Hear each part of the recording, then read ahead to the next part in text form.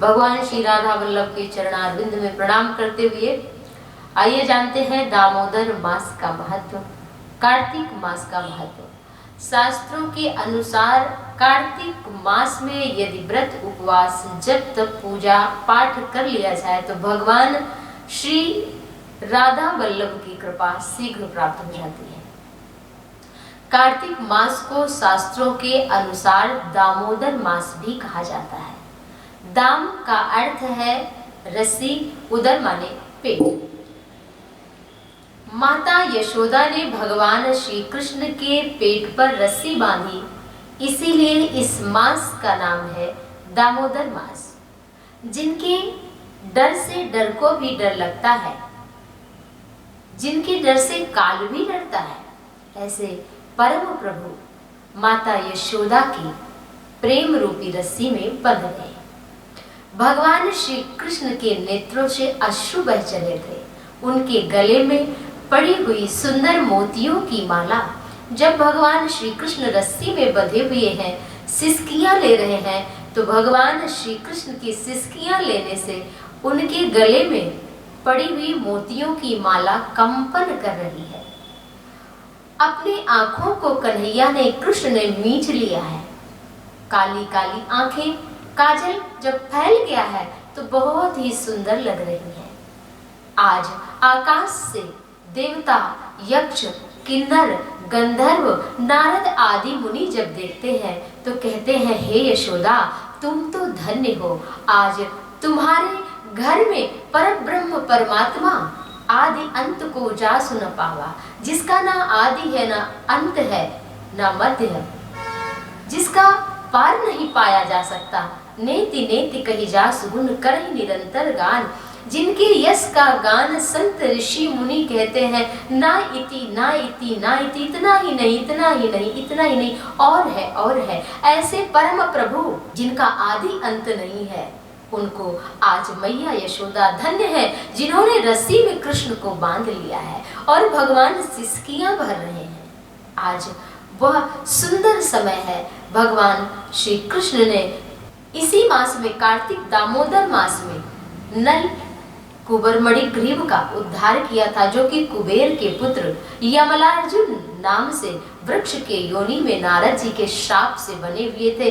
और भगवान श्री, आज ये जो सुंदर दृश्य है, सारे ऋषि मुनि, नारद आदि देख रहे हैं कि आज भगवान श्री कृष्ण जो सारे जीवों को मोह से मुक्ति दे देते हैं, कर्म जो हमारे जीवन में हमको बांधे हुए हैं उनसे मुक्ति देते हैं। मुक्तिदाता भगवान स्वयं प्रेम रूपी बंधन में बंधे हुए हैं। और वही ओखली भगवान श्री कृष्ण, जब माता यशोदा अपना काम करने के लिए चली जाती है तो भगवान श्री कृष्ण घुटने के बल ड्योढ़ी के आगे निकल जाते हैं और यमला अर्जुन दोनों वृक्षों के बीच में उस ओखली को जरा सा खींचते हैं, एक एक पत्ते काप जाते हैं और उससे दो सुंदर पुरुष प्रकट होते हैं। हाथ बांध करके, हाथ जोड़कर आज वही भगवान की स्तुति कर रहे हैं। हे प्रभु, आप धन्य हैं। और यही सुंदर दृश्य आज हम सभी के हृदय में बसना चाहिए। दामोदर मास, कार्तिक मास की विशेष महिमा है। जिसको प्रेम तत्व, जिसको भगवान श्री राधा वल्लभ की कृपा प्राप्त करनी है, उसे चाहिए कि इस मास में कुछ नियम का पालन जरूर करे। जैसे कि कार्तिक मास की इतनी बड़ी महिमा बताई गई, शरद पूर्णिमा से प्रारंभ हो रहा है और ये कार्तिक पूर्णिमा तक चलेगा। तो कार्तिक मास को दामोदर मास तो कहते ही हैं। और इस महीने में यदि कोई दीप दान करता है तो उसका विशेष महत्व है। दीपदान की बहुत महिमा पद्म पुराण आदि ग्रंथों में बताई गई है। इसलिए नित्य एक नियम बांध लें कि और कुछ करें ना करें, दीपदान आपको करना ही करना है। जैसे कि आप कर सकते हैं पीपल के पास, तुलसी के पास, चौराहे पर आप चौमुखी दीपक जला सकते हैं। और साथ ही साथ अपने घर पर तुलसी के पास, भगवान के पास, शिव मंदिर पर, आकाश के नीचे आप कहीं भी दीपदान करें, इसका विशेष महत्व है। और साथ ही साथ कार्तिक मास में ब्रह्म मुहूर्त में तारों के रहते हुए आपको स्नान करना है। मतलब सूर्योदय से पहले भी कर सकते हैं, और उससे अधिक जो उत्तम पक्ष है स्नान करने का, वो तारों के रहते हुए स्नान करना ज़्यादा अधिक श्रेष्ठ बताया गया है। तुलसी की पूजा इस मास में, कार्तिक मास में तुलसी का विशेष पूजन का महत्व बताया गया है। तुलसी की आराधना और पूजा से आपके जीवन में सुख, शांति, समृद्धि आएगी। अपने घर में जो तुलसी का पौधा, उसको कहीं ऐसी जगह रखें जहां उसकी परिक्रमा कर सकें। लाल चुनरी उड़ा दें, गमले में सुंदर बांधे, स्टूल आदि पर रख करके उसका नीचे का पैर ना दिखे, सुंदर बनाएं और सिंदूर लगा दें। और इस तरह से माता तुलसी को जल अर्पित करें और दीपदान तुलसी के नीचे जरूर करें। 4 परिक्रमा लगा लें। 4 परिक्रमा लगाने का विशेष महत्व है। आप 12 भी लगा सकते हैं। 4 भगवान श्री हरि, राम, कृष्ण, विष्णु, वैष्णव जन जो है वो भगवान नारायण के स्वरूप की, और तुलसी तो भगवान की प्रिया है, उनका प्रेम स्वरूप है, इसलिए तुलसी की 4 परिक्रमा होती है। तो तुलसी की 4 परिक्रमा जरूर लगाएं। आप इसको अधिक से अधिक बढ़ा भी सकते हैं, 108 भी कर सकते हैं। और साथ ही साथ दामोदर स्तोत्र का पाठ आप करें, और भागवत, पद्म पुराण आदि जो भी राम, कृष्ण, हरि का नाम जप करें, रामायण आदि का पाठ करें, श्री रामचरितमानस का पाठ कर ले। तेल, मधु, मसूर, बैगन, लहसुन, प्याज, बासी भोजन, मांस, मदिरा आदि का सेवन बिल्कुल त्याग दें। वैसे तो संभव हो तो इनमें से जो बहुत ही तामसी वस्तु है उनका त्याग सदैव के लिए व्यक्ति को करना ही करना चाहिए। बाकी आप इन महीनों में भी मधु, मसूर, कांसे के बर्तन में बासी भोजन आदि न लें।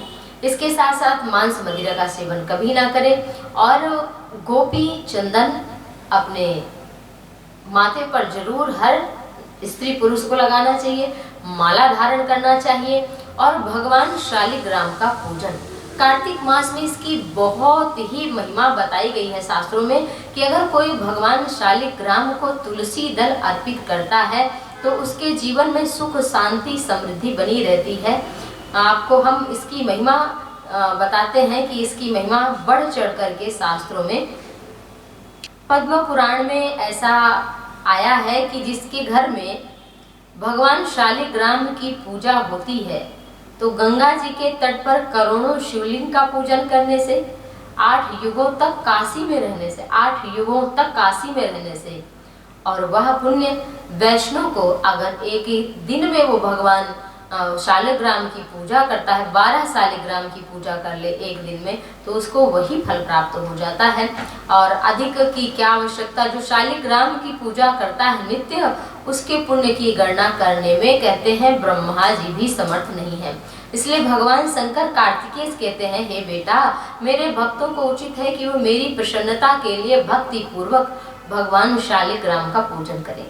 जहाँ शालिग्राम रूपी भगवान केशव विद्यमान है, वहीं देवता, ये असुर, यक्ष, गंधर्व 14 भुवन उपस्थित हैं। अन्य देवताओं को करोड़ों बार कीर्तन करने से जो फल प्राप्त होता है, वही एकमात्र भगवान श्री हरि का, केशव का कीर्तन करने से प्राप्त हो जाता है। और इसका जो चरणोदक है, पान करने में सारे पापों का प्रायश्चित हो जाता है, ऐसा आप विश्वास करिए। चांद्रायण आदि व्रत की इससे क्या आवश्यकता। भगवान शंकर कहते हैं, बेटा स्कंद, शालिग्राम की पूजा करके जो कोई भी व्यक्ति ब्राह्मण को भगवान शालिग्राम का दान कर देता है, उसने संपूर्ण तीर्थों में स्नान कर लिया, यज्ञों से दीक्षा ले ली और समस्त कर्मों, शुभ कर्मों का फल प्राप्त कर लिया। जहाँ शालिग्राम भगवान विराजमान रहते हैं, वहाँ किया हुआ स्नान काशी से 100 गुना अधिक फल देता है। कुरुक्षेत्र, पुष्कर, नैमिषारण्य में सभी मौजूद रहते हैं। इसलिए कार्तिक मास में भगवान शालिग्राम की पूजा अवश्य करें। आप सभी पर भगवान श्री नारायण की कृपा बनी रहे। जय जय श्री राधे।